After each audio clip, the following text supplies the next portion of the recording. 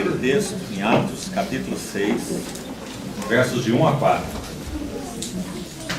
Vamos ler com bastante atenção.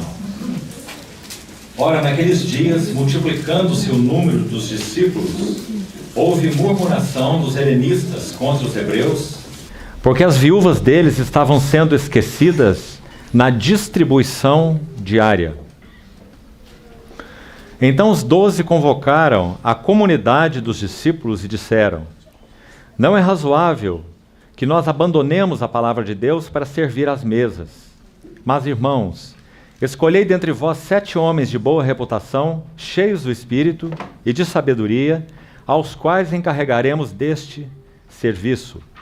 E quanto a nós, nos consagraremos à oração e ao ministério da palavra.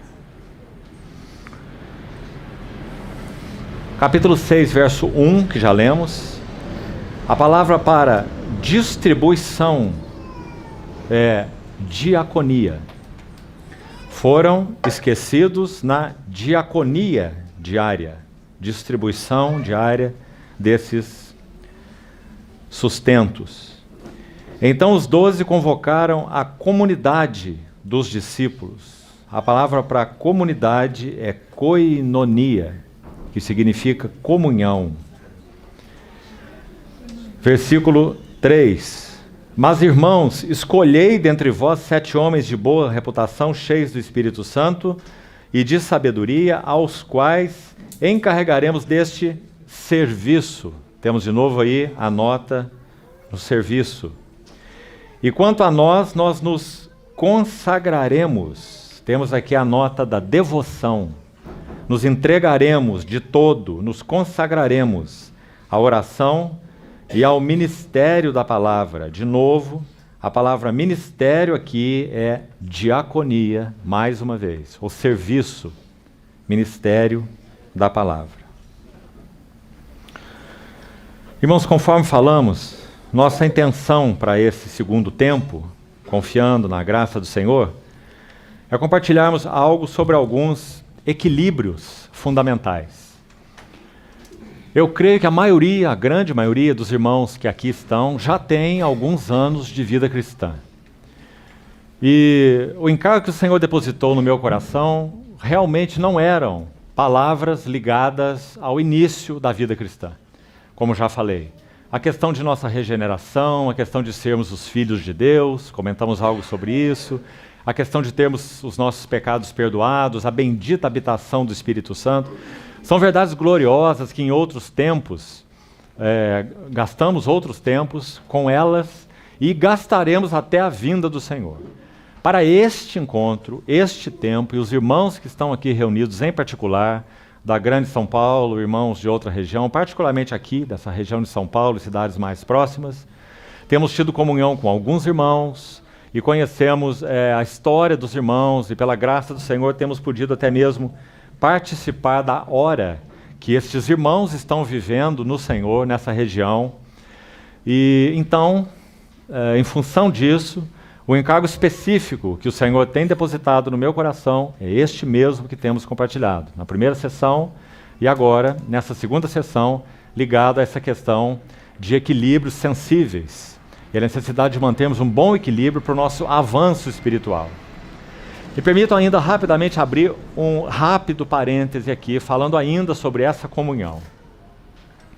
Eu não poderia deixar registrado aqui, queridos irmãos, que, honestamente falando, na presença do Senhor, tem sido, para mim, pessoalmente, um grande privilégio e gozo, as duas coisas ao mesmo tempo, participar da parte da obra do Senhor nesta região, assim como temos participado em outras.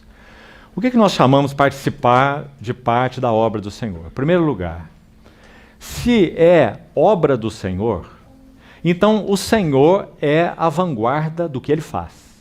Ele não chama ninguém para que seja vanguarda do que Ele faz. Ele é a vanguarda. Quando o povo foi atravessar o Jordão, a arca era a vanguarda. Há um texto interessante em Josué 3, que diz assim: a arca da aliança do Senhor passa o Jordão. Um versículo muito interessante, porque a arca não tem roda, e nem ela ia entrar sozinha no Jordão. Mas literalmente Josué disse, a arca da aliança do Senhor passa o Jordão. Aí está a ênfase. Tudo ocorreu por causa da arca. A vanguarda era a arca. O Senhor disse a Josué que a arca iria se adiantar ao povo cerca de 2.000 côvados, mais ou menos 900 metros. E ali há um verso tão especial, que diz que a arca faria isso com esse adiantamento em relação ao povo, porque por tal caminho nunca passastes antes. Que caminho era esse? Não era um caminho comum. A arca ia em direção ao Rio Jordão, que transbordava sobre todos os seus barrancos, ou ribanceiras, como diz a palavra. Impressionante. Aqueles que levavam a arca nos seus ombros estavam imediatamente identificados com a arca que estava sobre eles. Maravilhosa essa figura. Porque a arca é figura óbvia do nosso Senhor Jesus. Sua pessoa, a arca em si, e sua obra, o propiciatório, que eram inseparáveis. A glória da pessoa e da obra do Senhor, né? Passando o Jordão. Mas ela passaria sobre os ombros dos levitas sacerdotes. Ou seja, Deus chama cooperadores para os seus interesses. Qual seria a principal característica deles? Eles teriam que estar identificados com a arca. Eles não iam escolher o caminho da arca. Foi o Senhor mesmo que escolheu o caminho da arca e registrou para eles. Quando? No próprio texto, Josué 3, é dito assim, quando as plantas dos pés dos sacerdotes tocarem as águas do Jordão, estas se abrirão. O Senhor escolheu o caminho da arca. É a arca que comanda. Nunca esses sacerdotes iriam em direção ao Jordão. Isso é loucura. É morte. Por isso Paulo escreve aos Coríntios, a palavra da cruz é loucura para os que se perdem. Levando no corpo o morrer de Jesus, para que a vida de Jesus se manifeste. Então esse caminho era uma loucura. A arca pesada sobre o ombro de 4 homens, entrando num rio transbordando. Morte, isso significa. Não é? Mas eles não morreriam. Porque em Josué 1 diz assim, todo lugar que pisar a planta do vosso pé, eu vos darei. Será vosso. Que verso interessante, irmão. E quanta aplicação espiritual. Eles tomariam posse, vamos usar essa expressão. O primeiro lugar que foi possuído da terra de Canaã não foi exatamente a terra de Canaã, foi o Jordão. Quando as plantas dos pés dos sacerdotes tocaram o Jordão e as águas se abriram. Na linguagem do Novo Testamento, o que isso significa? Levando sempre no corpo o morrer de Jesus, para que também a vida de Jesus se manifeste em nossos corpos mortais. De modo que em nós opera a morte e em vós a vida. Ou seja, aquela arca sobre aqueles ombros entraria no Jordão, os pés tocariam as águas, o Jordão se abriria, eles desceriam ao fundo do Jordão, ao leito, e lá permaneceriam. Até que todo o povo passasse. Vanguarda. Então estamos falando tudo isso porque a obra do Senhor só pode ter a vanguardia do Senhor, da arca do Senhor. Agora, ele chama cooperadores para que estejam identificados com aquilo que é do seu interesse, ou a sua obra. Então não há nada que testifique no nosso coração com mais profundidade, alegria, senso de responsabilidade e gozo, ao mesmo tempo, privilégio, do que cooperarmos com aquilo que o Senhor está fazendo. Que não é uma iniciativa humana. Até, irmão, sabe de uma coisa? Essa comunhão, por exemplo, é uma pequena comunhão. São só 160 irmãos apertados nessa sala, né? Uma pequena comunhão. Ela nunca ocorreria sem a vanguarda do Senhor. Amém. Será que todos nós não temos consciência disso? Não estaríamos aqui se não fosse a vanguarda do Senhor. A comunhão que temos tido há 30 anos, com diversas assembleias espalhadas por esse país afora, como ela foi promovida? Há uma obra central que governa as assembleias? Há um governo de uma equipe ministerial? Essas coisas nunca aconteceram entre nós. Na jornada, o Senhor foi nos apresentando, irmãos, como está nos apresentando aqui. E nós fomos vendo, reconhecendo que o Senhor estava fazendo com eles o que fez conosco. a mesma vanguarda, o mesmo chamamento, a mesma revelação das glórias, da centralidade, da supremacia, da primazia de Cristo. E então o Senhor tem colocado em torno dessa visão celestial muitos e muitos e muitos irmãos e irmãs, e muitas assembleias.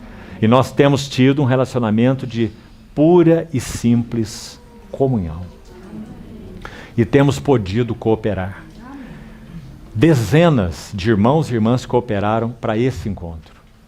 Desde empurrar uma mesa de bilhar que pesa não sei quantos quilos, até preparar sopa, até fazer relatório não sei do que, de cânticos, por exemplo, e etc. Não é? Dezenas de irmãos cooperando para a nossa comunhão, para que tenhamos um tempo simples e focado na pessoa do nosso Senhor Jesus. Amém. Irmãos, de que mais nós precisamos? Para o que nós temos sido chamados? Agora, é claro que isso envolve um desafio, porque de alguma maneira cada um de nós vive, e não há nada de erro nisso em si, em um pequeno arraial, o arraial onde convivemos, normal. Desde que ele tenha realmente o encabeçamento do Senhor, senão não é normal. Mas se tem havido o encabeçamento de Cristo nesse nosso pequeno arraial, qual é o nosso desafio? O nosso desafio é vermos que a obra do Senhor é universal antes de ser local. E que nós fomos chamados para um relacionamento que também é universal antes de ser local. E que também fomos chamados para uma obra, a obra do Senhor, que também é universal antes que seja local. E por termos a única vida do único Filho, confessarmos o único Senhor e sermos habitados pelo único Espírito, o Senhor está nos ajudando para que as coisas secundárias, algumas até indesejáveis, saiam de cena e nós aprendamos a ter comunhão exclusivamente na pessoa gloriosa do nosso Senhor Jesus. Isso é um grande chamamento, irmãos. Houve um servo de Deus no século passado, um profeta do Senhor no século passado. Ele teve uma grande carga pela obra maior do Senhor. E então ele orou certa vez com palavras que realmente penetram o nosso coração, falando a outros irmãos uma oração ao Senhor. Então ele disse assim a alguns irmãos: nós fomos chamados para orar. O mesmo é verdadeiro para nós aqui. Nós fomos chamados para orar, para que o Senhor dê visão espiritual aos vasos do seu ministério nestes dias, dizia o nosso irmão. Ele disse assim: uma visão tal que todas as outras coisas acessórias cairão. E aqueles que são de Cristo e amam a Cristo, por quererem, escute, por desejarem ter uma visão renovada das glórias da pessoa e obra dele, experimentarão verdadeira unidade. Irmãos, essas palavras são muito interessantes, porque a unidade é subproduto da obra de Deus. Compreende?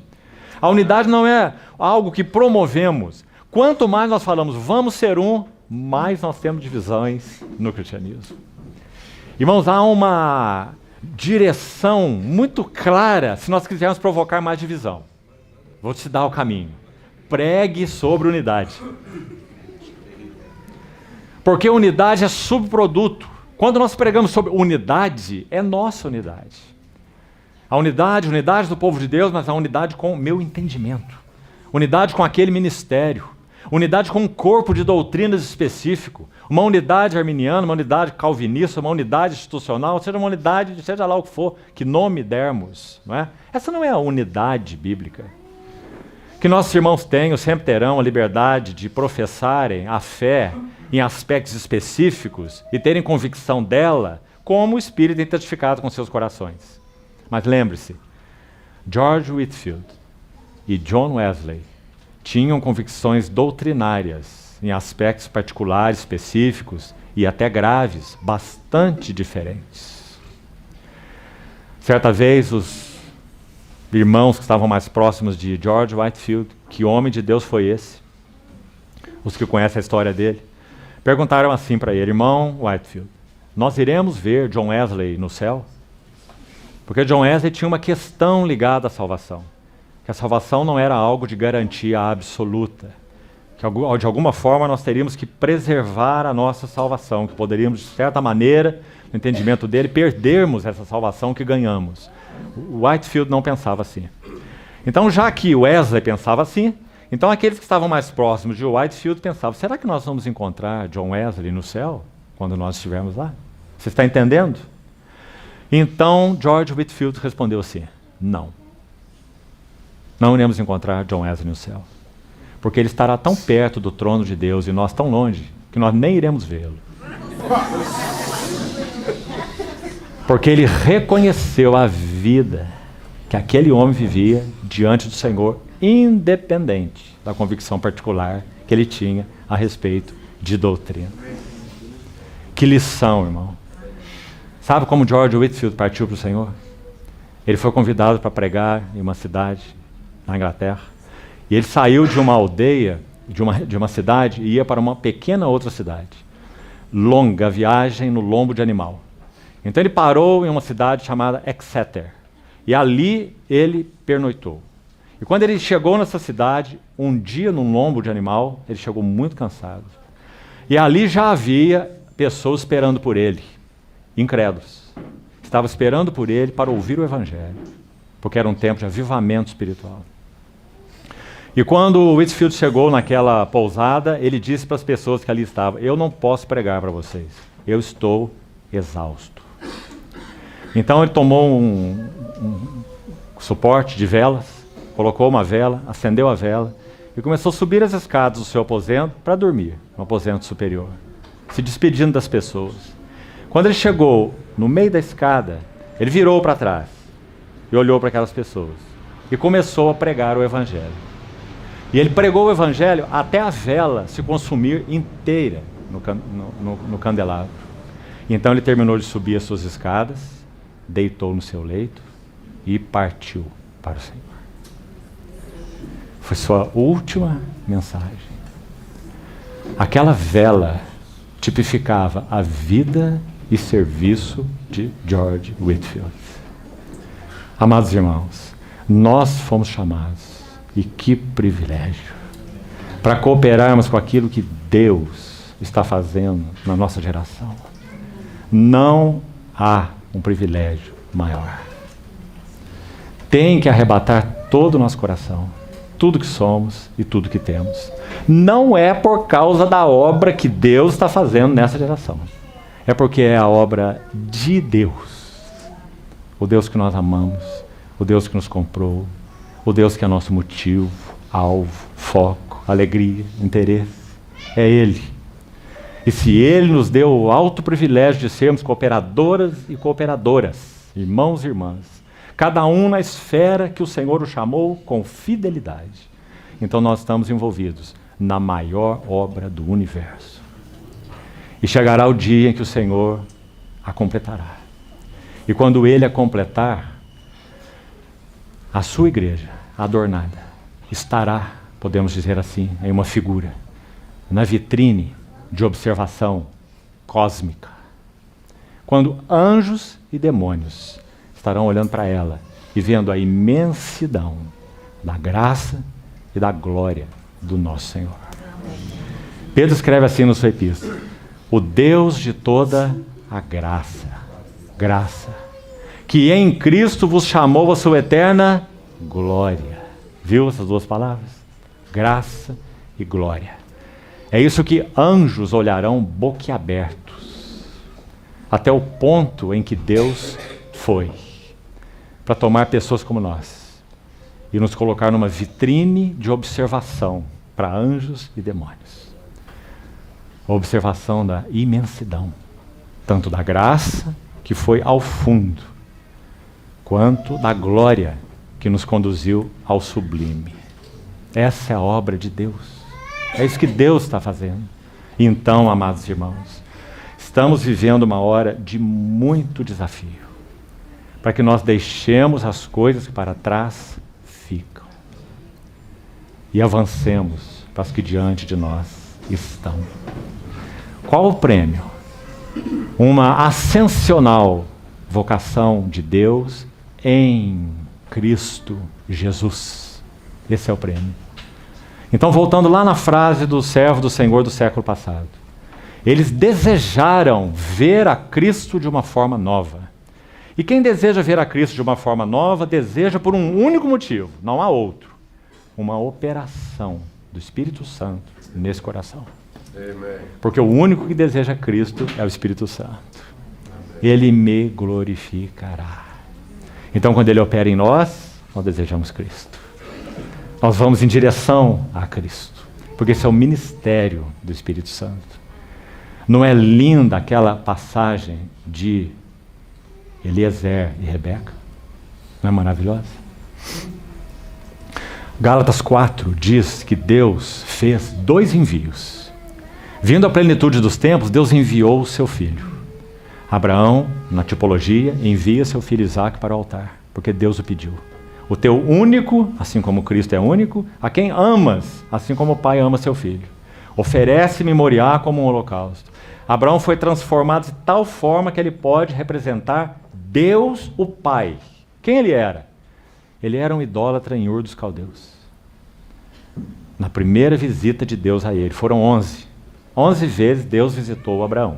Você pode estudar Gênesis e encontrar as 11 visitas. E você vai ver que ele toma um idólatra e transforma em um adorador. E leva Abraão de Ur dos Caldeus a Moriá. E de Ur a Moriá são 11 visitas.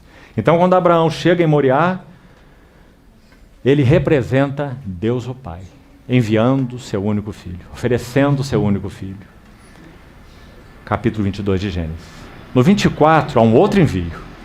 Abraão agora envia Eliezer, o servo mais antigo da casa, confiável, que é figura clara na tipologia do Espírito Santo.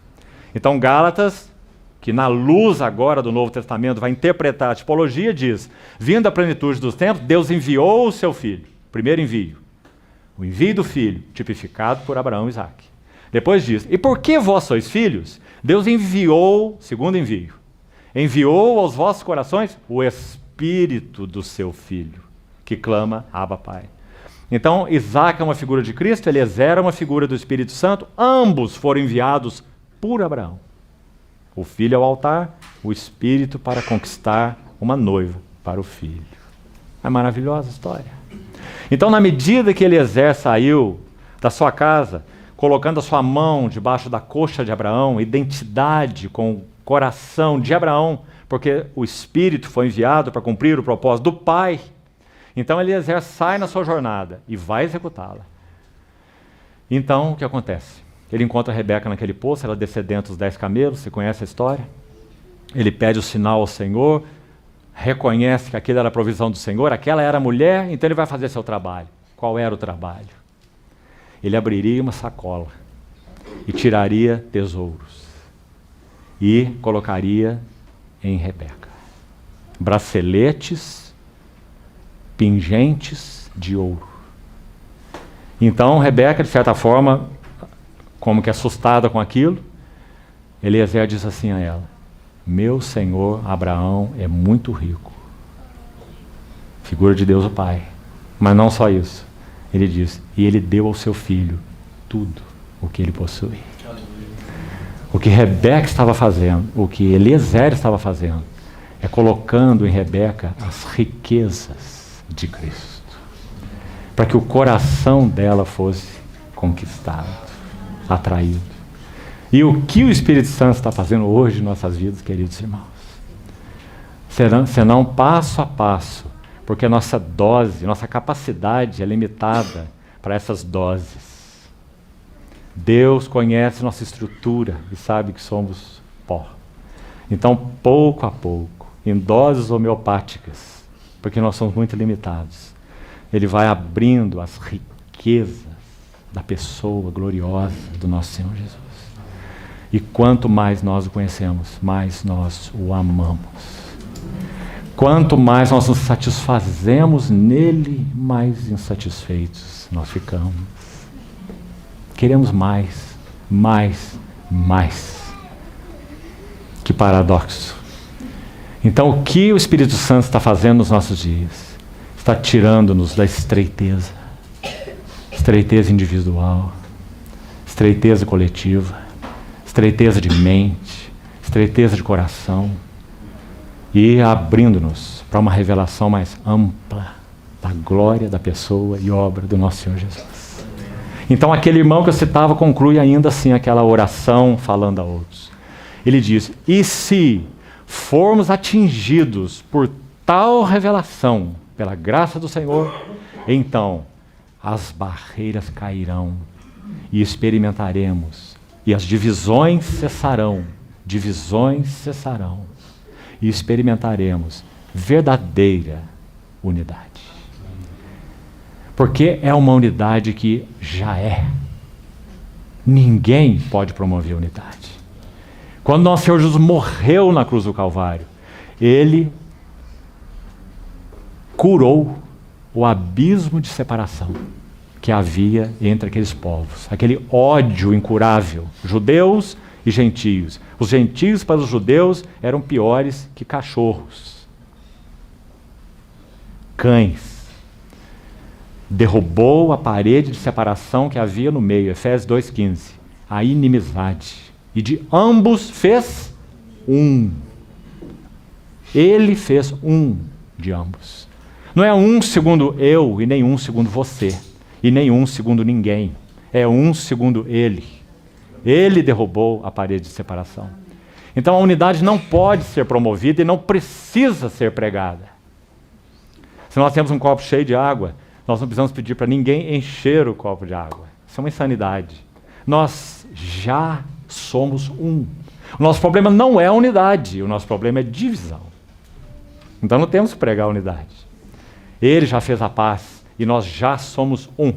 Então precisamos aprender a nos amar, precisamos aprender a nos servir, precisamos aprender a respeitar as convicções diferentes que outros possam ter, desde que ela não toque o essencial. Desde que alguém venha nos dizer que o verbo não se fez carne, porque esse é o anticristo, como João diz. Então toca o essencial. Então no essencial, unidade. No secundário, liberdade. E em todas as coisas, amor, como já disse alguém. Então esse, sem dúvida, tem sido nosso grande chamamento. Que o Senhor nos ajude nisso, que em particular o Senhor encoraje os santos nessa metrópole imensa a saírem dos seus pequenos arraiais, dos seus umbigos, e verem a obra de Deus de uma maneira muito maior como ela é. A obra de Deus, a unidade do Espírito, o vínculo da paz, a centralidade gloriosa do mesmo Cristo que professamos e amamos. O que nós queremos ver quando nós reunimos? Práticas, doutrinas, ensinos disso ou daquilo? Nossa mente é curiosa, irmãos, interessante. Se alguém anuncia, por exemplo, que vai ministrar sobre os evangelhos, talvez isso não chame a atenção de muitos irmãos. Mas coloque lá no seu tema de preleção, a grande tribulação. E você vai ver, vai ter gente pendurada no teto, não é? Infelizmente. Mas bendito seja o Senhor, essas coisas estão realmente mudando por sua graça. Aquilo que nosso irmão disse no século passado. Pessoas, irmãos, desejaram ver Cristo de forma nova. E ainda me permita um comentário ainda de passagem. Os hebreus, para quem foi escrita a carta aos hebreus, eram cristãos veteranos. Aqui há um monte de veteranos. E eles também eram veteranos. E a segunda característica, estavam muito cansados. Cansados, por muitos motivos. Cansados por causa de pressão constante. Capítulo 10 de Hebreus diz que eles sofreram até o espólio dos seus bens. Imagine isso. Nenhum de nós aqui sofreu isso, pelo nome do Senhor. Ainda, pelo menos. Lá diz que eles sofreram o espólio dos seus bens e tinham ciência de que possuíam um patrimônio superior e durável. Ou seja, eram cristãos muito sérios, firmes no seu testemunho do Senhor. Mas estavam muito cansados, muita pressão. E alguns diziam, essa história de sangue de Cristo, de Espírito Santo, isso aí não é assim. Dê um contra-testemunho sobre isso, Hebreus capítulo 10. Para que então voltassem ao arraial judaizante. Havia muitos judaizantes ali entre eles, eram hebreus. Então eles estavam sendo, de certa forma, pressionados a dizer: vocês estão sofrendo desse jeito por causa dessa coisa de Cristo, sangue de Cristo, Espírito Santo. Voltem ao arraial do judaísmo que vocês vão ficar bem protegidos. Esse arraial é seguro. Então aquela carta maravilhosa foi escrita para cristãos veteranos, cansados, pressionados. Agora o que nos interessa aqui é o antídoto. Qual foi o antídoto que o Espírito Santo usou para encorajar os veteranos cansados e pressionados? Como o livro começa? Havendo Deus, outrora falado muitas vezes aos pais pelos profetas, nesses últimos dias nos falou no Filho, a quem constituiu o herdeiro de todas as coisas, por meio do qual fez o universo. Está vendo o antídoto? Ele é o resplendor da glória e a expressão exata do seu ser. Ele sustenta todas as coisas pela palavra do seu poder, fez purificação dos pecados e está assentado à destra da majestade nas alturas. Que maravilha! Esse é o antídoto do Espírito Santo contra cansaço, pressão constante, lutas por fora, lutas por dentro. Então, queridos irmãos, o Espírito Santo não mudou. Aleluia. Ele continua aplicando o mesmo antídoto. É o único para que nós sejamos encorajados. Aleluia. Então, um dos nossos irmãos leu Hebreus 12, quando iniciamos a reunião. Nosso irmão agora leu Hebreus 12. E aquele texto, de novo, nessa carta tão linda, diz exatamente isso. Diz que para nós considerar fala de uma atenção cuidadosa, focada, não se distraia não, como aqueles cavalos que usam aquela coisa assim para não se assustarem com o que está do lado.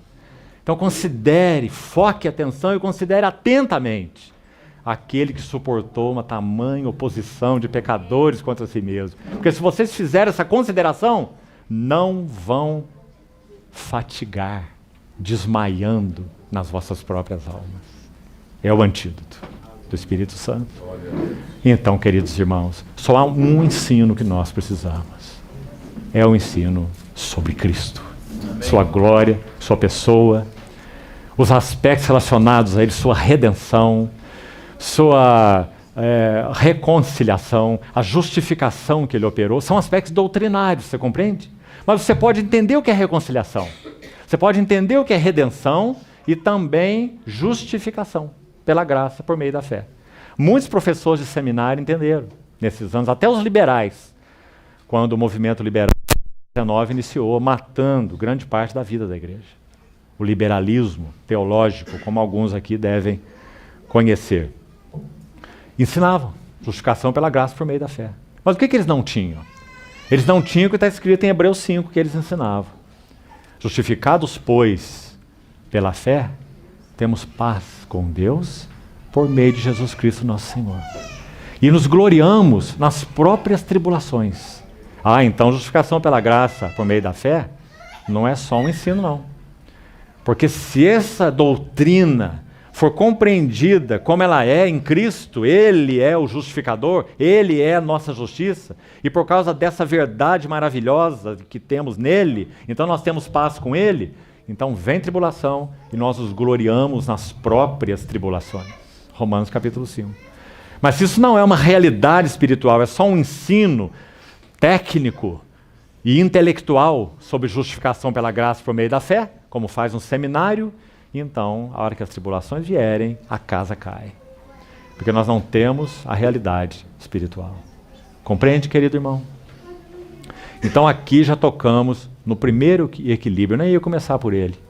O nosso tempo é escasso, já tenho abusado do tempo dos irmãos. Então aqui já tocamos no primeiro elemento, que eu gostaria de falar rapidamente, já estou falando. Equilíbrio entre doutrina e vida. Podemos compreender a justificação pela graça por meio da fé como doutrina. Está aí escrito, é só estudar. Todos os seminários ensinam. Outra coisa é termos a realidade espiritual da justificação pela graça por meio da fé em Jesus Cristo. Porque Cristo é a nossa justiça. A justificação pela graça por meio da fé não é um assunto teológico e técnico. A justificação pela graça por meio da fé significa aquele que não conheceu o pecado, nosso Senhor Jesus, Deus o fez pecado por nós, para que houvesse uma outra troca. Então, nosso pecado naquele que não tem pecado. Mas há um outro lado.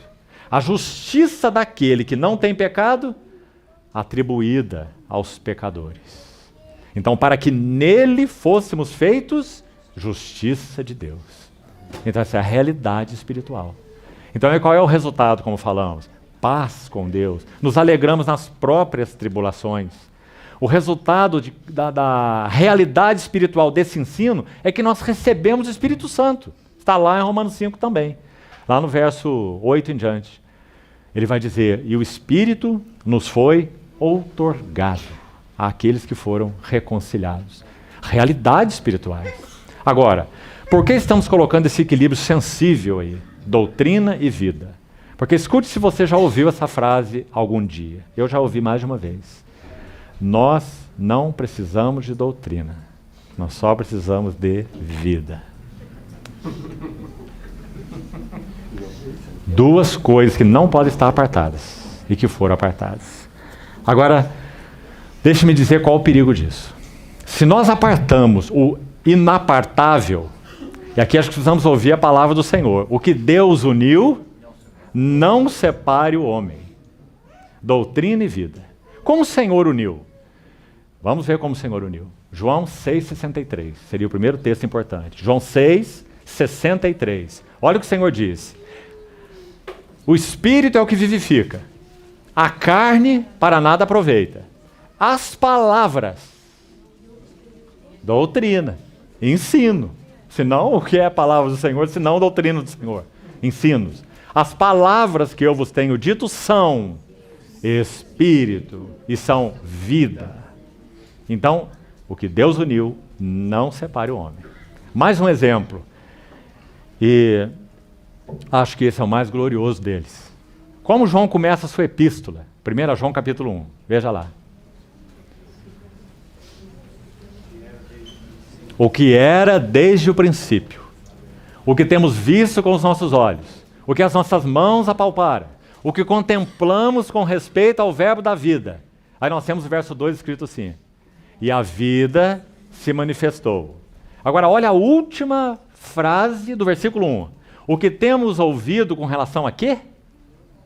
Ao verbo da vida. Irmão, o verbo é a palavra. Então ele é a palavra da vida. Quem é o nosso Senhor Jesus? O nosso Senhor Jesus é a doutrina da vida. Ele é a palavra da vida. Nele, vida e palavra não podem ser separados. Porque todas as palavras do Senhor são espírito e são vida. Agora, quais são os perigos dessa separação?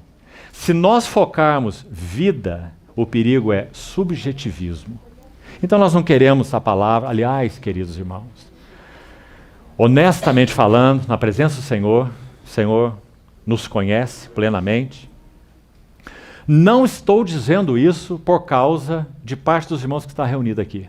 Porque essa é uma observação para todos os santos, para toda a igreja. Mas escute isso. Todas as vezes que nós colocamos a ênfase na vida, nós entramos em subjetivismo. Então as coisas são interpretadas de modo experimental. Ou se você quiser usar a palavra, experiencial. Então as coisas se resumem à experiência. E se perde a base e o fundamento da doutrina. Isso significa tirar o fundamento debaixo dos nossos pés. E mais, se nós entramos pelo caminho do subjetivismo, é inevitável que caiamos no misticismo. Misticismo é o próximo passo depois do subjetivismo. Subjetivismo significa que eu vou interpretar todas as coisas de Deus, da igreja, do mundo, seja como for, na minha experiência, baseado na minha experiência. Então eu entro em subjetivismo. E o resultado é misticismo. Agora, se a ênfase pelo outro lado é doutrina. A doutrina é tudo e precisamos abordar a palavra de Deus então de maneira técnica. Qual é o perigo? Onde isso vai dar? Se separamos doutrina de vida por esse lado aqui. Intelectualismo. Doutrina, doutrina, doutrina, doutrina. Intelectualismo. Ficamos com cabeças enormes, sabemos tudo sobre doutrina, lemos compêndios de teologia sistemática. Não que eles sejam ruins, há alguns muito bons e vão nos ajudar, com certeza. Mas se focamos doutrina na parte de vida, nós nos tornamos intelectualistas. Escute outro texto impressionante. João 5, 39 e 40. Nosso Senhor Jesus disse assim para os fariseus, que faziam separação de doutrina e vida. Ficaram com a doutrina e haja doutrina. Não é? Aquilo que a Torá explicitava num mandamento simples, lembra-te do dia do sábado para santificar. Não é isso que está escrito na lei? Então os fariseus começaram a pensar, lembra-te do dia do sábado para o santificar. Então o que é santificar o sábado? Na linguagem da lei. Então santificar o sábado é, você só pode andar cerca de 1 quilômetro, a jornada de um sábado, como eles chamavam. Se você der um passo mais, você pecou. Porque no sábado só pode andar a jornada do sábado, que é cerca de 1 quilômetro. E os absurdos são inacreditáveis, se os irmãos conhecem. Você pode comer o ovo que a galinha botou na cesta. Se ela botar no sábado, você não pode comer, porque houve trabalho. Você pode fazer gargarejo todos os dias da semana. No sábado não pode fazer gargarejo. Gargarejo é considerado trabalho. Isso está no livro da tradição dos anciãos. Pode imaginar? Porque eles foram interpretar a lei. O Senhor disse, lembra-te do dia do sábado para o santificar. E eles foram explicar o que isso significava. Então são intelectualistas. E separaram a doutrina da vida. O que o Senhor queria ensinar com esse simples mandamento? Ele queria ensinar o seguinte, o sábado foi feito por causa do homem. Não o homem por causa do sábado. Como nosso Senhor teve que dizer para aqueles fariseus. Não é? Porque eles idolatraram o sábado, e quando nosso Senhor curou um homem no sábado, eles queriam apedrejar o nosso Senhor, porque ele profanou o sábado. Então ele disse, aqui está quem é maior que o sábado. O sábado não foi feito. O homem não foi feito por causa do sábado. O sábado é que foi feito por causa do homem. O que Deus quer prover no sábado é descanso, porque Ele é o nosso descanso. Tão simples, mas veja o que eles fizeram. Por que eles fizeram? Porque eles separaram a doutrina da vida. E então perderam a realidade espiritual. Então, queridos irmãos, esse é o primeiro equilíbrio sensível. E perseveravam na doutrina dos apóstolos. Doutrina. Agora, por favor, vá a Atos, onde esse texto está. Esse é Atos 2, 42, e perseveravam na doutrina dos apóstolos. Mas há um outro verso aqui muito importante para compreendermos o que é a doutrina dos apóstolos. É Atos 5, 42.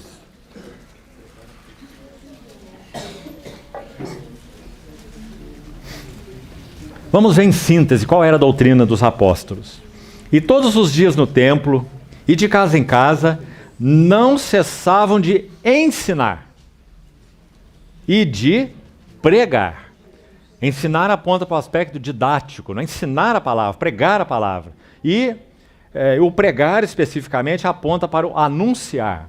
Então seria aqui o ensino e o anúncio, ou a pregação de Cristo. O ministério dos mestres e o ministério dos evangelistas, vamos colocar assim. Agora, o que eles ensinavam? Era um compêndio de teologia sistemática? Aí está dizendo. Eles não cessavam de ensinar e de pregar Jesus, o Cristo. Que maravilha, irmãos. Então está tão claro. O ensino dos apóstolos é esse. Eles não tinham nada para dizer que não se relacionasse à santa pessoa e obra e vida do nosso Senhor Jesus. Na primeira sessão, quando nós falamos sobre elementos essenciais do serviço, o que significa aquilo? É um manual técnico? Você vai tomar aqueles elementos e vai buscar ajustar a sua vida àqueles assuntos? Cada uma daquelas características são características do nosso Senhor Jesus. Nosso Senhor Jesus é quem é o manso, é quem tem um ouvido atento, é quem é o puro de coração, e tudo que nós falamos é o que ele é seu caráter. Então, este caráter, o Espírito Santo trabalha para ser formado em nós. Não é? Então, claro, nós podemos falar sobre elementos de serviço, nós podemos falar sobre doutrinas específicas, como nós falamos, vamos ensinar nossos irmãos sobre a maravilha da justificação pela graça por meio da fé. Um tema que virou o mundo de cabeça para baixo, na época, por exemplo, do século XVI, da chamada Reforma, não é? Mas como vamos ensinar? O que nós vamos fazer com esse ensino? É algo técnico? É algo intelectual? É uma doutrina? Ou será que vemos Cristo brilhando nesse ensino? Ele é nossa justiça. Fomos unidos a Ele, cobertos com a sua justiça. Nosso pecado imputado a Ele, sua justiça imputada a nós. O resultado da doutrina e vida juntos é um só: a adoração. Todas as vezes que doutrina e vida andam juntos, como tem que andar, adoração. Quando a vida se aparta da doutrina, é vida, queremos vida e vida e vida, e só vida, e não queremos aprender de nada e ler nada, chegamos aos extremos. Subjetivismo, misticismo e, final das contas, Bíblia fechada. E aí nós vamos recorrer a outras coisas, manuais, e como nós falamos numa conversa particular com alguns irmãos, alguns ministérios que são considerados apostólicos deviam ser chamados de apostílicos, porque só funcionam na base de manuais e de apostilas. E falo isso com temor, porque não é para isso que nós fomos chamados. Então, apartar doutrina de vida é grave. Vida, quando a ênfase é só vida, vamos nos tornar místicos. Vamos perder subjetivismo. Quando a ênfase é doutrina, os intelectuais. Irmãos, há um relato tão impressionante da vida de um teólogo. É triste dizermos isso. Século 19 para o 20. Ele partiu para o Senhor depois de uma vida ensinando Bíblia no seminário e cheio dos livros. E ele tinha uma ênfase também distorcida sobre a palavra de Deus. E quando ele partiu, a sua esposa encontrou na gaveta do seu escritório, junto com seus materiais de estudo, revistas de pornografia. E então ela, de alguma maneira, erradamente com certeza, colocou a boca no trombone e escreveu um pequeno artigo intitulado assim: O pastor que vocês amaram e o homem que eu conheci. Porque todas as vezes que apartarmos doutrina de vida, esse vai ser o resultado. Intelectuais, capazes de ensinar tudo sobre tudo, todas as doutrinas da Bíblia, mas sem realidade espiritual. Aqui é uma outra exortação para nós todos. Quando nós conhecemos o ensino da palavra de Deus, ao termos o primeiro contato com ele, não pensemos que ele já é nosso. Enquanto essa espada do Senhor, como vimos com Daniel, com João, com Paulo, enquanto essa espada do Senhor não perfurar o nosso próprio coração, nunca teremos a realidade espiritual do que lemos. E a palavra que falarmos será incapaz de penetrar o coração de outros. Esse, irmãos, é o segredo divino do serviço da palavra. Aquela palavra que não te rasgou, não pode rasgar outro, que não perfurou teu próprio coração. Então, esse seria o primeiro equilíbrio sensível. Eu acho que nós poderíamos chamar ou colocar esse equilíbrio de outra maneira. Ou colocarmos um enunciado aqui a respeito dele. A mesma coisa de outra forma. Escute bem. Me parece claro, queridos irmãos e irmãs, que quando uma verdade da palavra de Deus, mesmo uma verdade revelada, ela é recebida, mas ela não é respondida ao Senhor, aquilo que Ele nos mostrou, aquilo que Ele nos trouxe, aquilo que Ele nos revelou, demanda algo de nós. Então, quando a verdade é recebida, mas não é respondida, resultado, estagnação e perda progressiva de capacidade de receber mais. Sabe por que é assim? Porque Deus é bom. Imagine se o Senhor nos desse mais daquilo que nós nem assimilamos. Significado para nós seria juízo, condenação. Nós estaríamos tão pressionados, nós estaríamos tão acusados, porque Deus nos tem dado luz, luz, luz, mais luz, e nós não andamos nem na primeira luz que Ele já nos deu. Mas não é assim. Paulo em Filipenses 3 diz assim: todavia, andemos conforme a luz que já alcançamos. Deus nunca irá nos reivindicar uma luz que não alcançamos, mas Ele nos reivindica uma luz que já alcançamos. É claro que podemos falhar na luz que já alcançamos. E se falharmos, o que vai acontecer? Se confessarmos os nossos pecados, Ele é fiel e justo para nos perdoar os pecados e nos purificar de toda injustiça. É uma verdade maravilhosa. Mas como vamos seguir com a nossa vida? Confessando o mesmo pecado?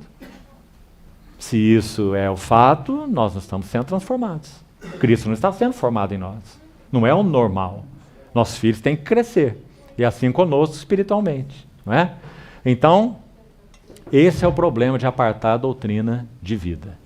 Se o Senhor tem falado ao nosso coração, a verdade revelada do Senhor demanda resposta.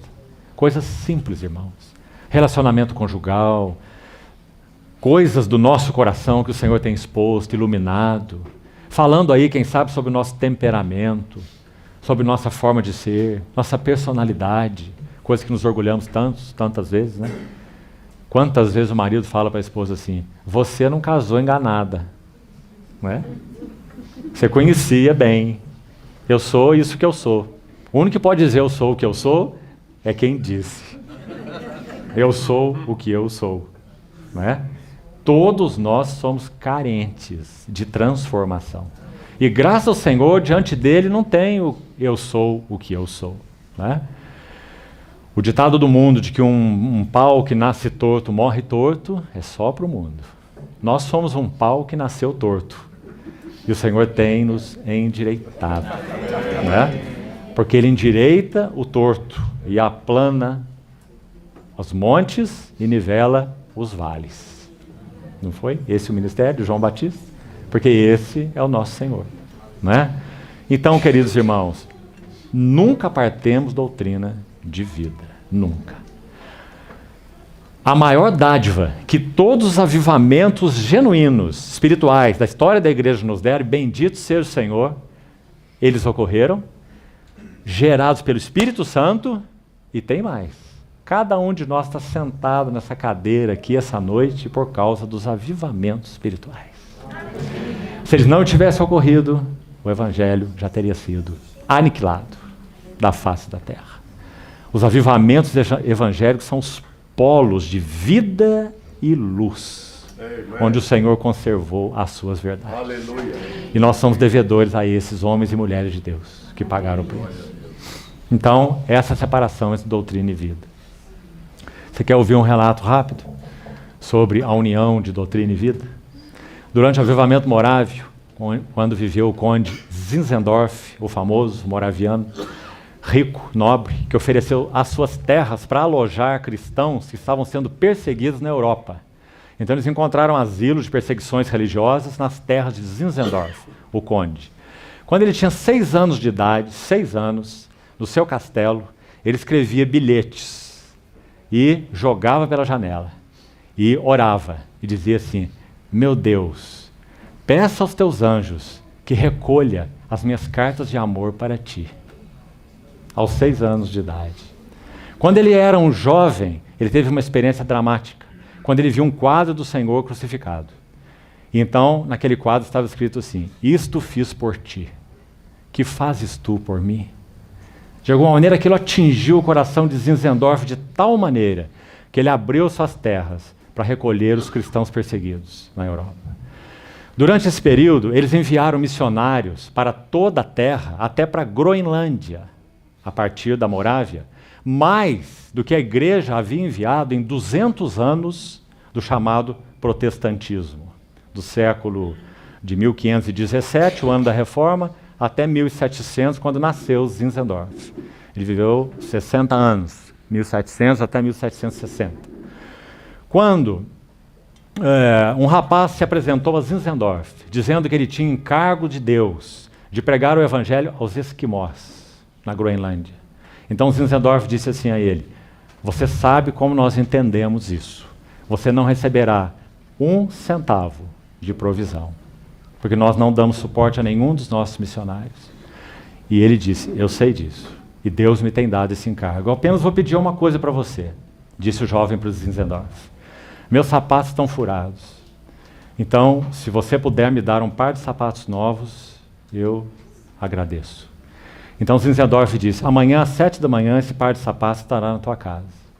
E, como pontual que era, às 7 horas da manhã, lá estava Zinzendorf com um par de calçados novos para esse jovem. Bateu na porta e não encontrou o jovem. e havia uma carta: parti sem os meus sapatos. Não pude suportar que mais esquimós estivessem morrendo sem Cristo. Avivamento espiritual, doutrina e vida combinados. Esse é o resultado. Amados irmãos, quanta necessidade nós temos de que o Senhor combine de novo essas duas coisas. Agora, como que nós vamos emanar vida se nós não amamos a palavra? Cuidado com materiais e acessórios. É bom que você abra a Bíblia e que você tenha mais 3 livros abertos de servos de Deus do passado, que foram claros com relação à visão celestial, ao eterno propósito de Deus em Cristo, e te ajudem a entender a palavra de Deus. Acessórios. Mas nunca coloque a Bíblia aqui e o livro aqui. A Bíblia não é acessório. A Bíblia é central. E os livros são acessórios. Aqueles irmãos podem estar errados. Uns têm mais luz, outros têm menos luz. O que nos interessa e deve arrebatar o nosso coração é a palavra de Deus. E o Espírito Santo iluminando as letras que Ele mesmo soprou. Toda a Escritura é soprada por Deus. Aleluia. E útil para o ensino, correção, educação na justiça, para que o homem de Deus seja perfeito e perfeitamente habilitado para toda boa obra. Que maravilha! Agora, é claro, queridos irmãos, seria falta de humildade nós pegarmos 2000 anos de história da igreja, abrirmos a janela e jogarmos fora. E dizer, não precisamos de nada e nem de ninguém, só de nossas Bíblias. Isso é orgulho. Porque por 2000 anos viveram servos e servas cheios do Senhor. De luz, de graça, de vida, de realidade espiritual e que podem nos ajudar a compreender mais da palavra de Deus. Ruth, capítulo 2. Quando ela respigou nos campos de Boaz, escute isso. Aqueles servos de Boaz disseram algo muito lindo a ela. Primeiro, Ruth entrou casualmente no campo de Boaz. Casualmente, entre aspas. Ruth, a Moabita, capítulo 1. Ruth, a respigadeira, que colhe as sobras, que respiga, capítulo 2. Ruth, a serva, capítulo 3. Ruth, a esposa de Boaz, capítulo 4. Essa é a história da igreja. Nós éramos os moabitas.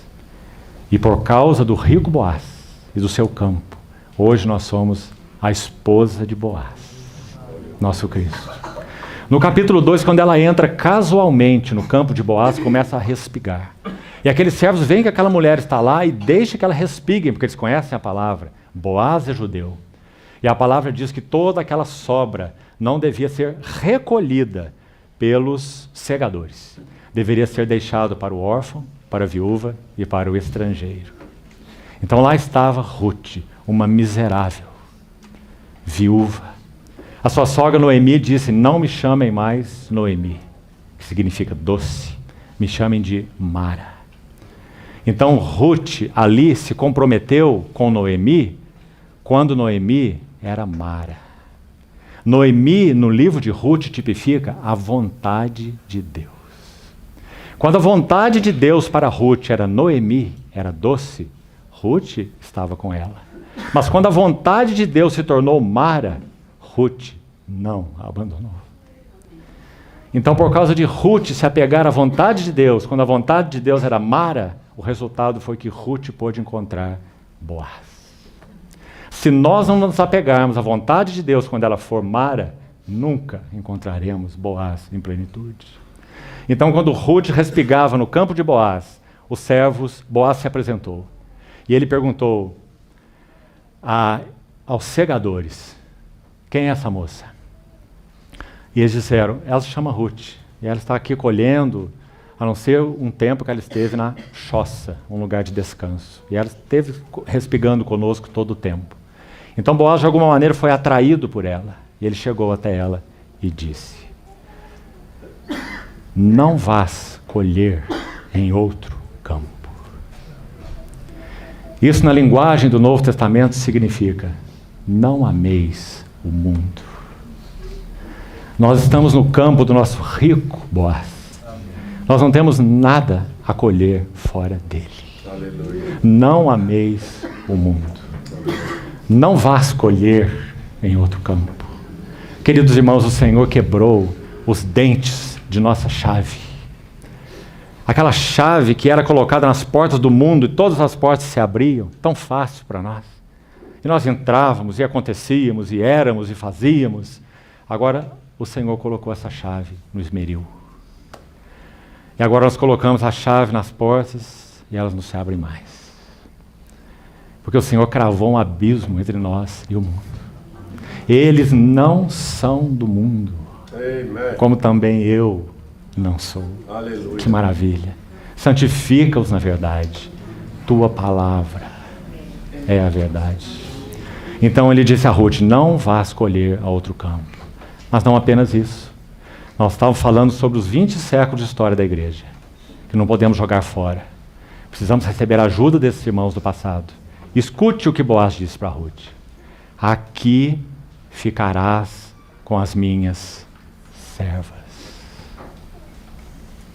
Mas não só isso.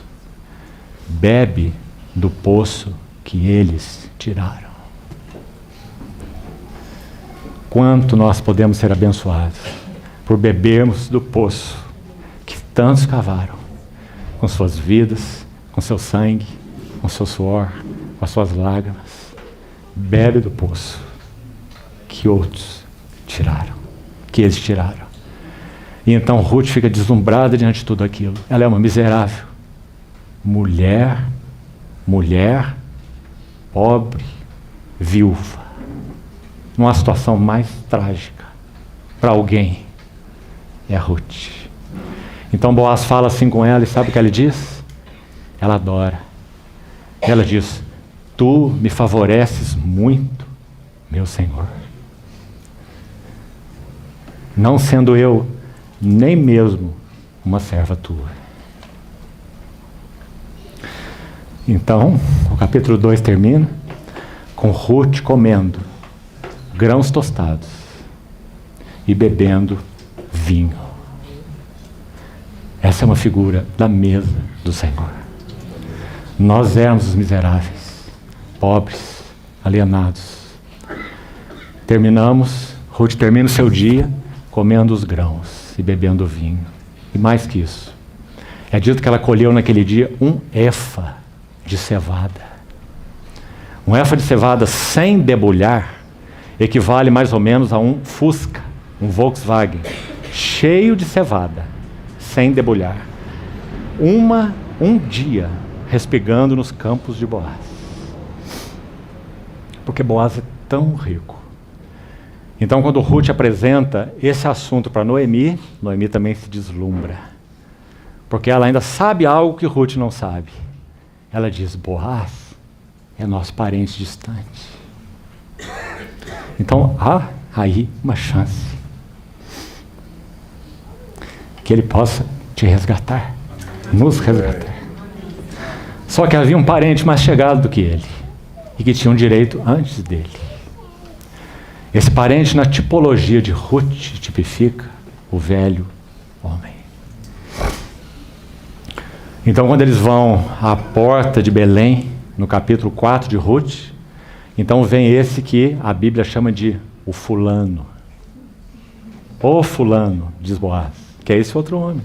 O fulano, chega-te para aqui, porque ele tinha o direito primeiro.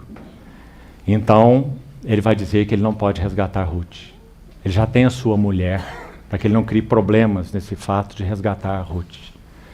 Então Boaz resgata Ruth na porta de Belém.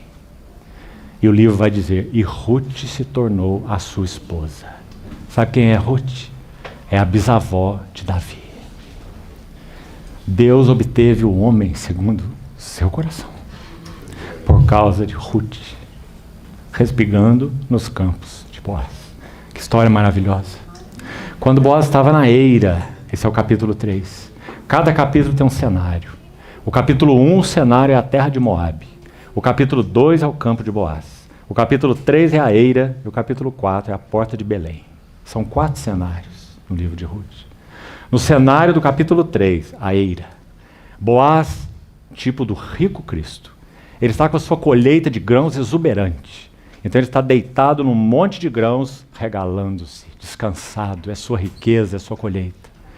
Então, Noemi diz algo para Ruth.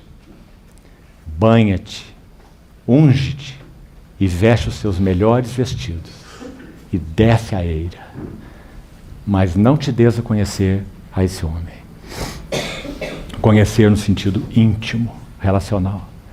Então Ruth se achega a um monte de grãos. E ali há outra figura tão maravilhosa.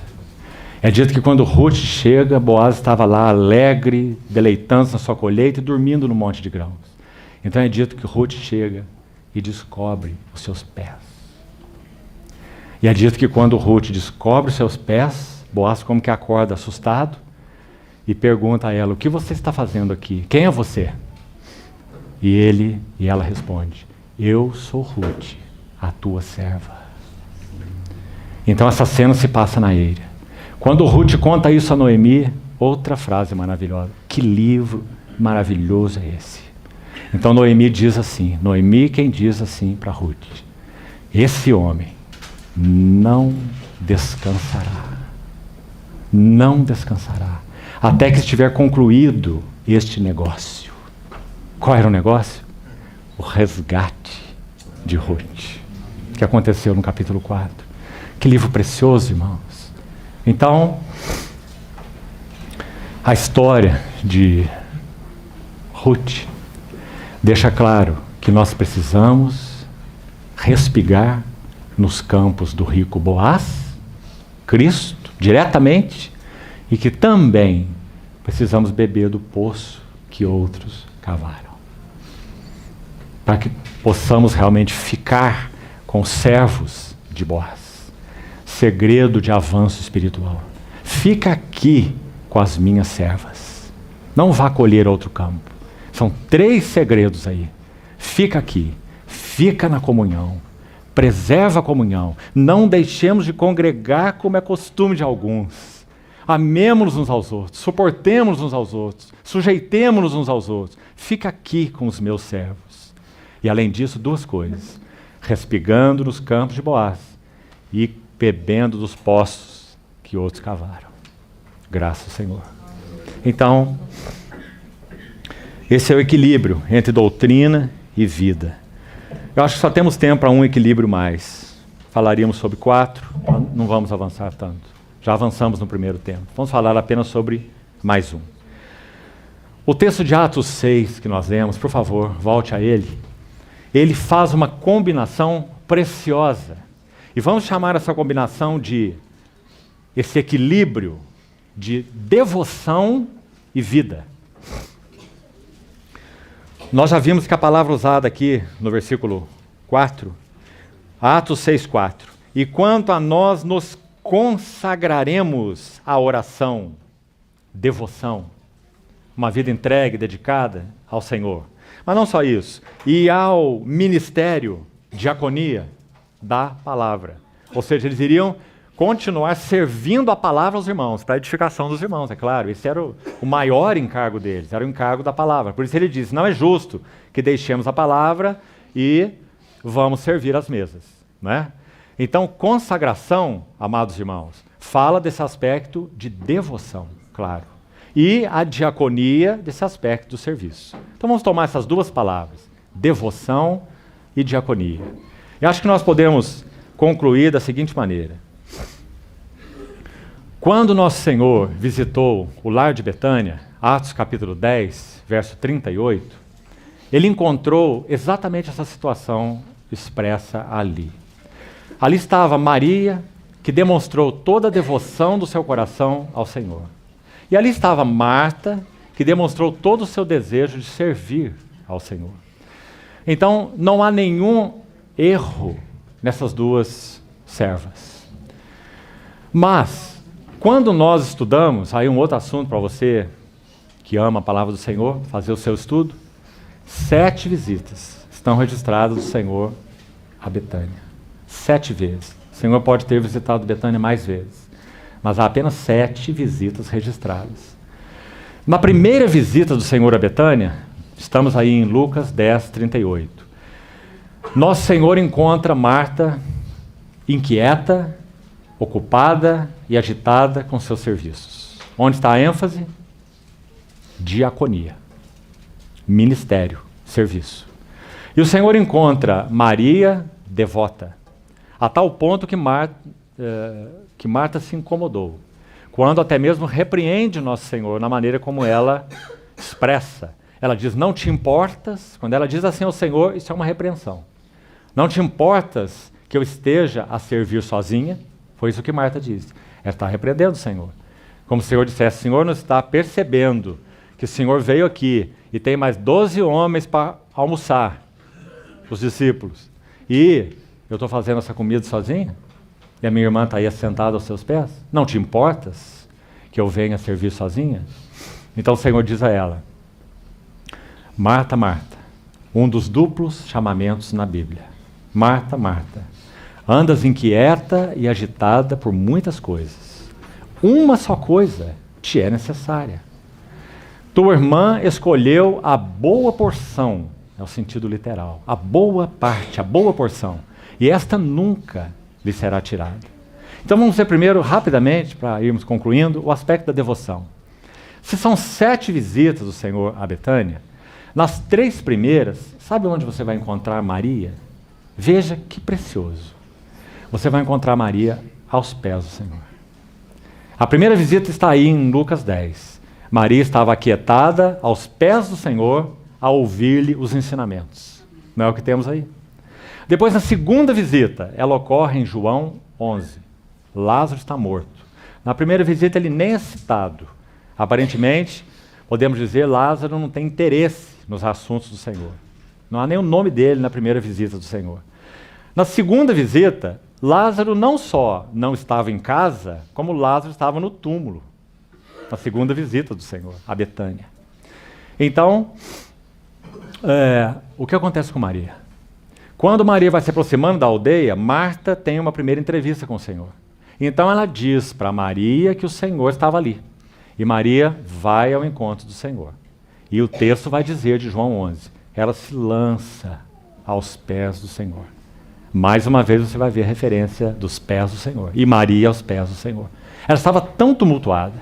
Ela perdeu o seu irmão. Uma cena de morte. Lá está o Senhor, aquele que é a ressurreição e a vida. E Maria se lança aos pés do Senhor. Então nós vamos para a terceira visita. E é João 12. Aquela unção e aquele vaso de alabastro.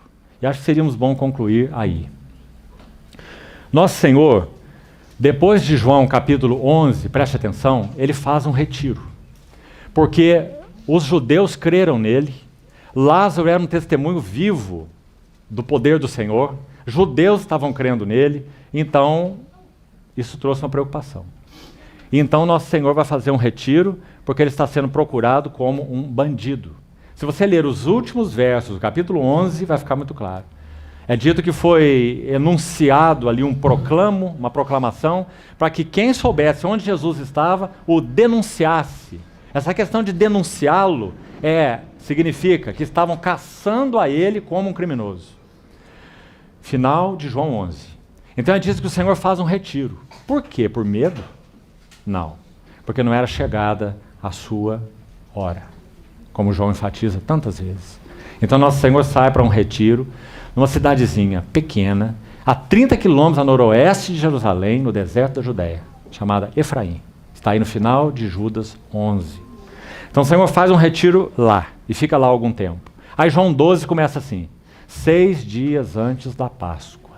Assim começa João 12, se você está conferindo aí. Então nosso Senhor sai do retiro dele, solitário ali em Efraim, e vem para Jerusalém, para Betânia, perdão. O que acontece em Betânia? Ele está a 3 quilômetros de Jerusalém. Porque daí no dia seguinte, melhor dizendo, ele vai entrar em Jerusalém de modo triunfal. Isso foi no domingo pela manhã. E ele visita Betânia no sábado, na noite anterior. No domingo ele vai entrar sobre o lombo do jumento, aclamado como o rei. Porque ele vai à cruz. 6 dias antes da cruz, ou da Páscoa. Agora, o que acontece nessa cena? Maria e Marta estão lá. E lá diz, Marta servia. Apenas isso. Não há repreensão do Senhor, não há nada de errado com esse serviço. Podemos dizer que agora, depois nessa terceira visita, o serviço de Marta está ajustado. Claro, o serviço é um pilar no que concerne aos interesses do Senhor. Como vamos deixar de servir o nosso Senhor? O filho é servo, nós somos filhos e servos, já falamos. Vamos cruzar os nossos braços no que concerne a obra do Senhor?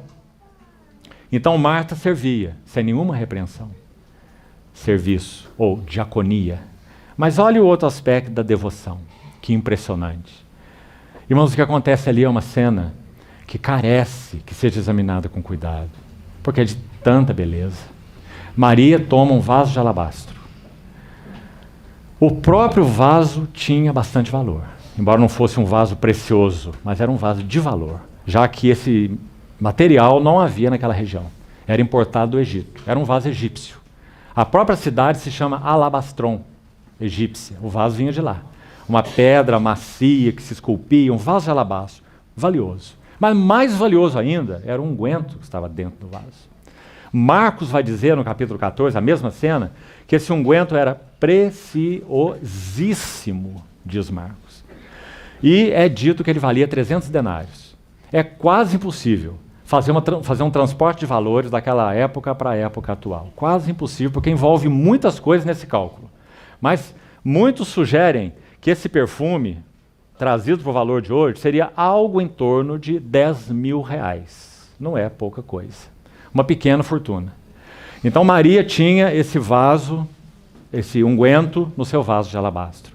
Aquele vaso era estriado no seu gargalozinho e selado com cera, para que o odor do perfume não se evaporasse, claro. Quando a noiva ia para a sua noite de núpcias, ela pendurava o vaso no seu colar. E quando ela entrava para a noite de núpcias, ela quebrava esse vaso. Então o unguento era preciosíssimo.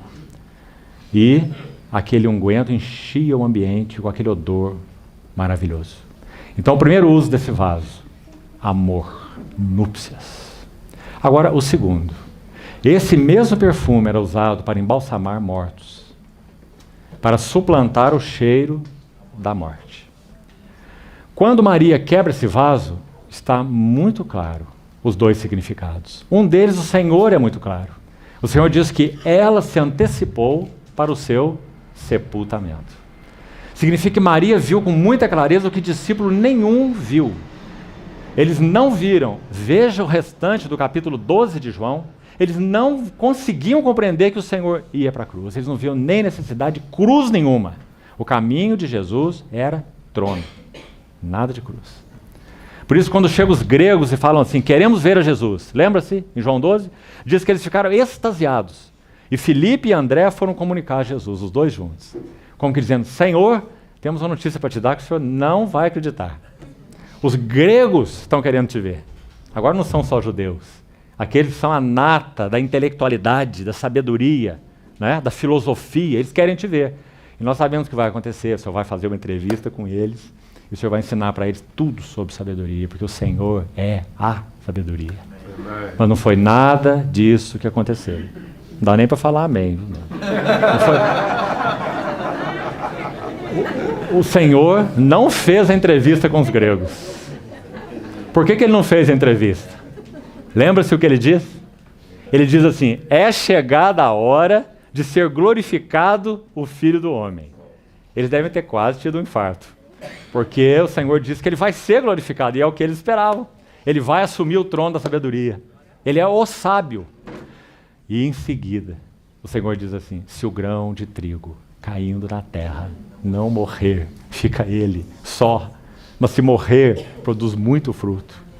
Então eles não compreendiam nada a respeito desse assunto. É que nós temos uma notícia tão linda, irmãos, todos nós, particularmente as irmãs nesse caso. Maria de Betânia foi a única que compreendeu o coração do Senhor Jesus. Ele tinha 12 discípulos obtusos. E Maria compreendeu o coração do Senhor.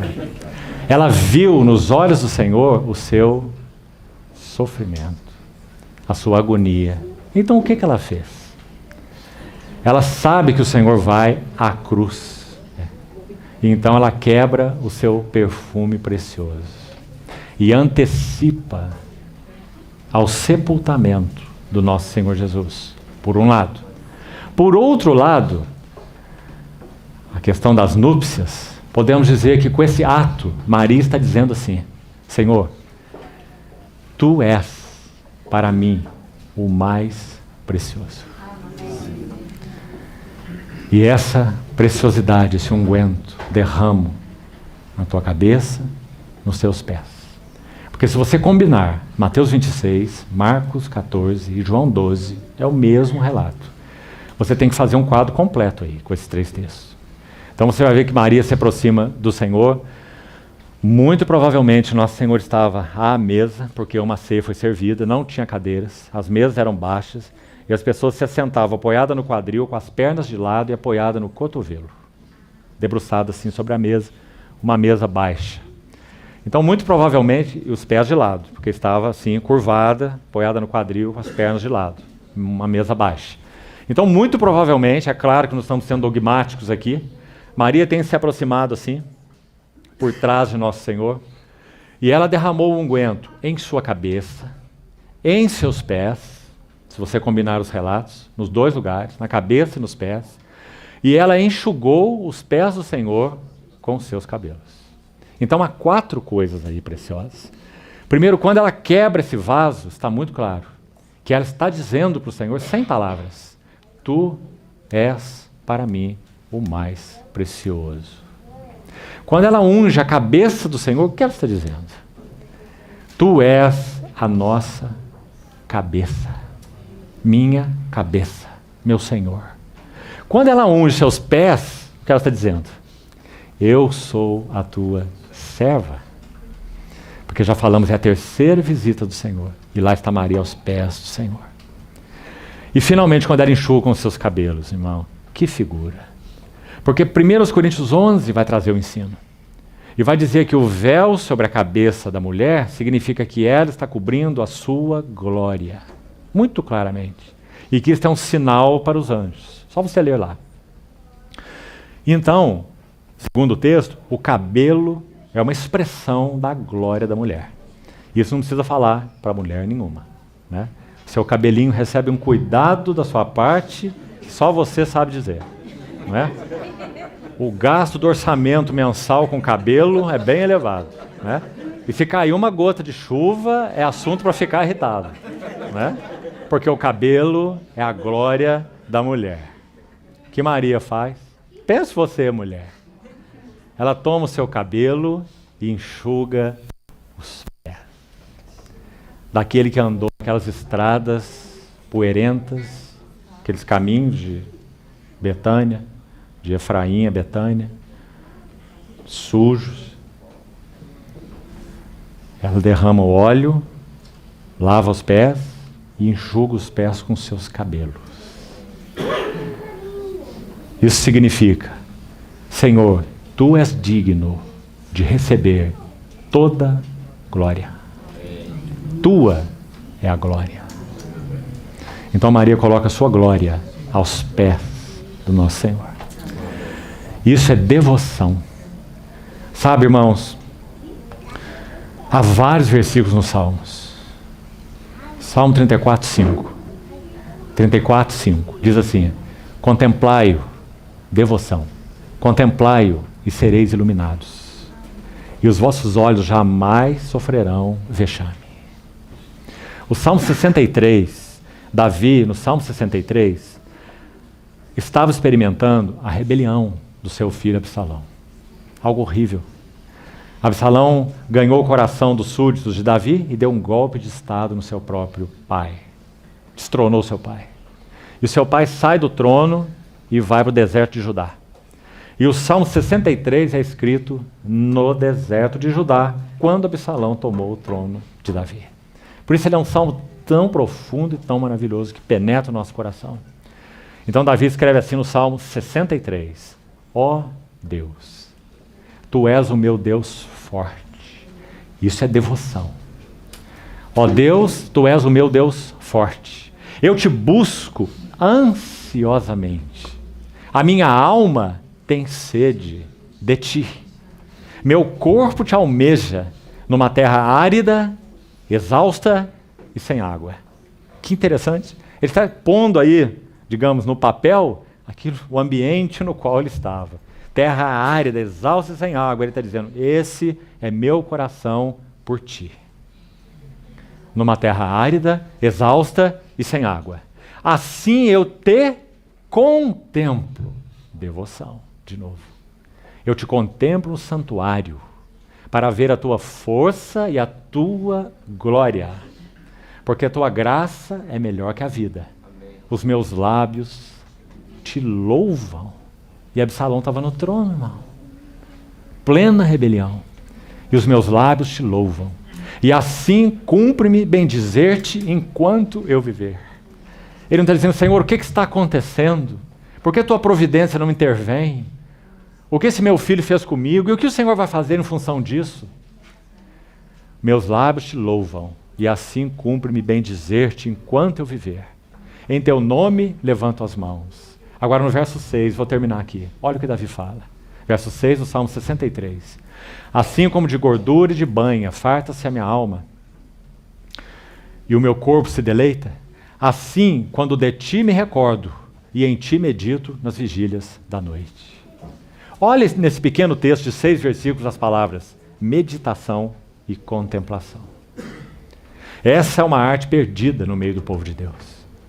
Nós somos uma geração instantânea, que não sabe mais o que é contemplar nem meditar. Nós queremos tudo pronto e de preferência de segunda mão. Como aquele povo falou para Moisés, vai lá, sobe no monte, fala com Deus, a coisa lá está escura, trovejando. Depois você desce, fala para nós o que ele falou, está bom demais, já vamos saber aí qual é o caminho. Não é? Mas esse não era Davi. Então, irmãos, em nossas vidas, se não houver um equilíbrio entre devoção e diaconia, na verdade a devoção é a base da diaconia. Nunca poderemos ministrar verdadeiramente ao Senhor e ao seu povo se nós não compreendermos realmente o que significa devoção ao Senhor. Essa palavra é tão usada no Novo Testamento. Paulo disse assim, contemplando, como por espelho a glória do Senhor. Você diz, isso é coisa para os místicos, os monásticos, exicastas, como se chama, fizeram isso lá no século 3 e 4, viram aquela bagunça no cristianismo, confusão, divisão, e eles disseram, vamos para o deserto, porque lá nós vamos encontrar Deus fora de toda essa estrutura horrível, humana, decaída. E eles foram para o deserto, e lá, sabe o que eles dizem? Palavras deles, lá nós encontramos os demônios do nosso próprio coração. Eles descobriram que onde eles fossem, o que eles eram ia com eles. Não adianta mudar de cidade, não adianta mudar de mulher, de marido, de assembleia. Onde você for, o que você é, vai com você. O segredo do ministério é devoção. O segredo da diaconia é devoção. Irmãos, o que irá nos conservar de pé? Nós que vivemos na iminência da vinda do nosso Senhor Jesus. Devoção. Nada mais nos manterá de pé. Se o nosso coração não for devotado ao nosso Senhor, irmão, irmã, nós não subsistiremos. Uma menina de 21 ou 22 anos, ela tem um nome lindo, ela se chamava Perpétua. Vou terminar com essa história. Uma jovenzinha, e ela tinha um filho de colo, seu primeiro filho. Ela foi presa, por causa do nome do Senhor, século II, início da história da igreja. E ela foi levada à prisão. E o seu pai era um ancião, e ele instava com ela, minha filha, veja o absurdo que você está fazendo. Você precisa parar com isso, faça o que for necessário para você sair dessa prisão. Você é uma mãe. Você tem seu filhinho para cuidar, para amamentar. E essa irmã, então, na sua cela, presa, por causa do testemunho do Senhor, ela dizia ao seu pai, meu pai, o que é isso no canto da cela? E ali havia um vaso. Então o pai disse assim, é um vaso, minha filha. E ela disse assim, meu pai, eu posso chamar aquilo de outra coisa senão de um vaso? E ele disse, não, minha filha. E ela disse, eu, meu pai, sou uma cristã. Então ela prosseguiu, obviamente, na sua prisão. Então ela entregou o seu filhinho aos irmãos, para que os irmãos cuidassem dele, era uma criança de colo. E então, quando ela entregou o filhinho aos irmãos, ela disse: então a minha prisão se tornou o meu palácio. E quanto mais arguída ela era, mais ela confessava a sua fé. Quando ela estava na arena para ser ali, então, finalmente morta, seu pai ainda estava com ela, para que ela desse um contra-testemunho. E essa jovenzinha, Perpétua, fielmente, porque amava o seu Senhor, devoção, entregou sua vida pela causa do testemunho daquele que ela amou. Devoção. Lucas 12, quando o Senhor fala sobre pressão sobre os discípulos dele, ele diz assim: naquele dia, não vos preocupeis. Quando levarem vocês para as sinagogas, para pedirem conta da fé de vocês, não se preocupem. Porque naquele mesmo momento, são palavras do Senhor, vos será ensinado o que deveis dizer. Para quem? Para aqueles que amam o seu Senhor. Devoção. Queridos irmãos, esse é o segundo equilíbrio. Vamos ficar aqui. Tão importante de ser conservado. Se nós nos deslocarmos para o lado da diaconia, nós nos tornaremos servidores, ativistas, agitados, envolvidos. Isso cria uma crosta sobre nós de tal maneira que nós não conseguimos mais assimilar, ouvir o Senhor. E ouvir o Senhor é absolutamente indispensável para seguirmos com Ele. Então, diaconia desequilibrada de devoção gera todo esse ativismo. Agora, e devoção sem diaconia? Bom, primeiro, precisamos dizer que isso é impossível, a não ser que não haja verdadeira devoção. Se há verdadeira devoção ao Senhor, sempre haverá serviço ao Senhor, diaconia ao Senhor. Nós nos consagraremos à oração, devoção, e à diaconia da palavra, servindo os irmãos. Só para constar aí nas suas anotações, o outro equilíbrio vital é entre graça e responsabilidade. Se focamos só a responsabilidade, nos tornamos legalistas. Faça, é nossa responsabilidade. Se focamos apenas a graça, nos tornamos libertinos. Graça, graça, graça e graça. Há uma ênfase hoje nos Estados Unidos, está ganhando alguns lugares aí no Brasil, cuidado, que se chama Hyper Grace, hiper graça. E já há um livro em português sobre esse assunto. Graça, graça, graça, graça. Deus é bom, Papai Noel nos deu tudo, deu o Espírito Santo, somos filhos de Deus, eternamente salvos, vida eterna, cruza o braço e fica quieto, deixa Deus fazer o trabalho dele, não precisa de você, não é teu tempo, não é a tua maneira. Está errado. Em Colossenses 3 diz assim: nós já morremos com Cristo, graça. Nós já fomos ressuscitados com Ele, e agora pensai nas coisas do alto onde Cristo vive. Mas não só isso. Façam morrer a vossa natureza terrena. A prostituição, a impureza, a lascívia, a avareza, que é a idolatria. Então onde está a hipergraça? Não há hipergraça, irmão. Só há graça e basta a graça. Porque da sua plenitude nós recebemos graça sobre graça. E a graça vai nos habilitar sempre. Se é que nós conhecemos o Senhor, a graça sempre vai nos habilitar para tudo o que precisamos fazer. Então Paulo vai dizer: pela graça de Deus eu sou o que eu sou. Pura graça. Quem de nós aqui é alguma coisa se não pela graça? Pela graça de Deus eu sou o que eu sou. Mas a sua graça que me foi concedida não se tornou vã. Antes eu trabalhei mais do que todos os apóstolos.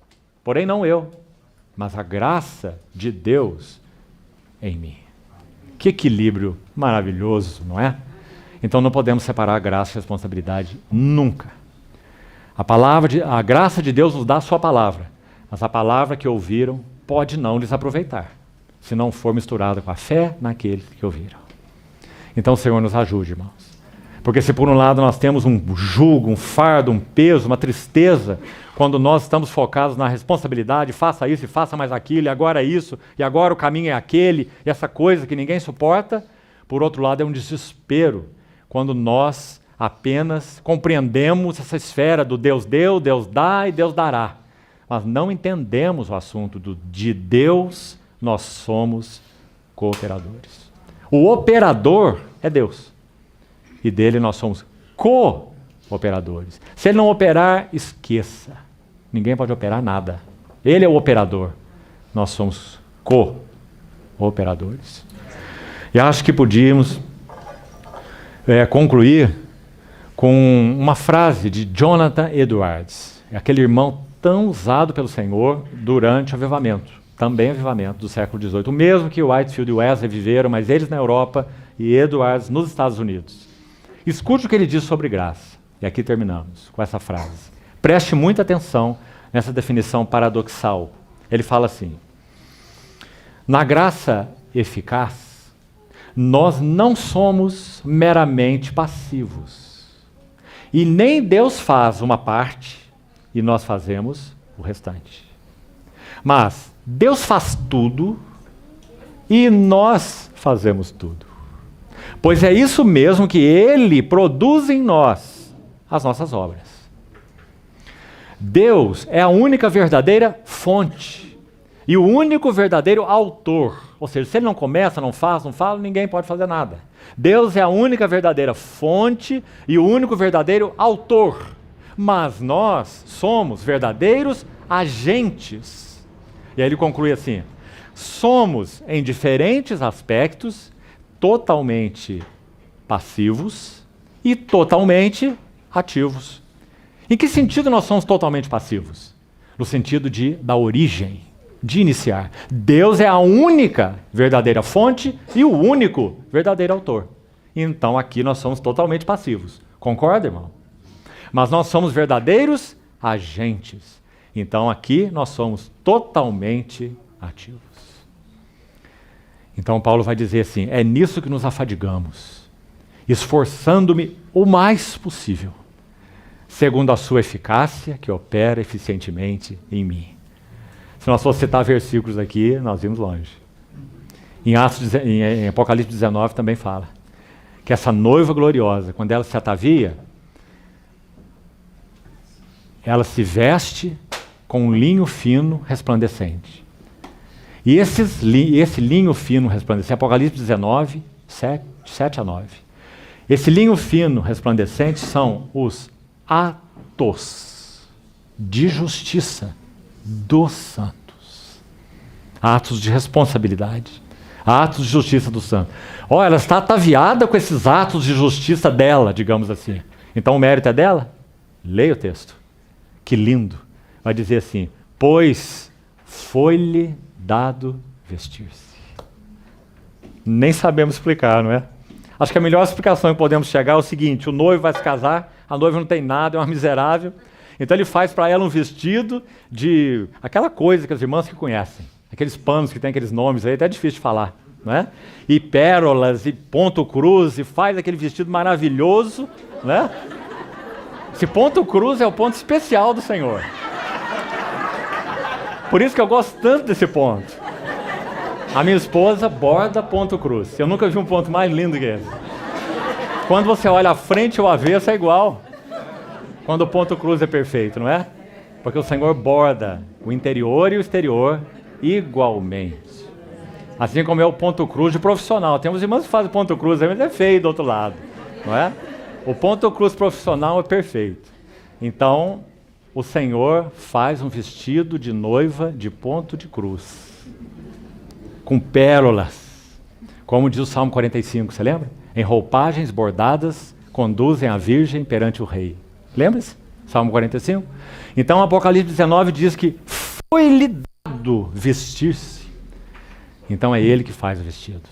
A pérola, o linho, o ponto, né? Só que aí o que mais que ele faz, digamos assim? Vamos imaginar uma figura, que eu acho que é a melhor que eu consigo chegar. Ele pega esse vestido e coloca no cabide. E não na noiva. O que a noiva tem que fazer? Escute o que Noemi falou para Ruth. Ruth 3. Banha-te, unge-te e veste os teus melhores vestidos. E desce a eira para te encontrar com aquele homem, Boaz. Então nós temos que tomar de todas essas provisões da graça que nosso Senhor já preparou para nós. Mas nós temos que tomá-las. Essas são nossas responsabilidades. Então que o Senhor nos ajude, irmãos.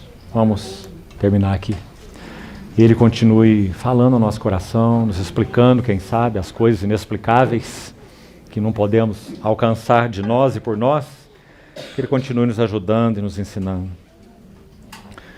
Quem sabe podíamos ter um pequeno tempo ainda, antes de sairmos, de oração corporativa. Expressões apenas simples, objetivas, nada longo.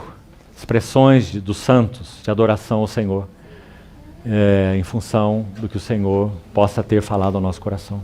Vamos orar, sim, corporativamente.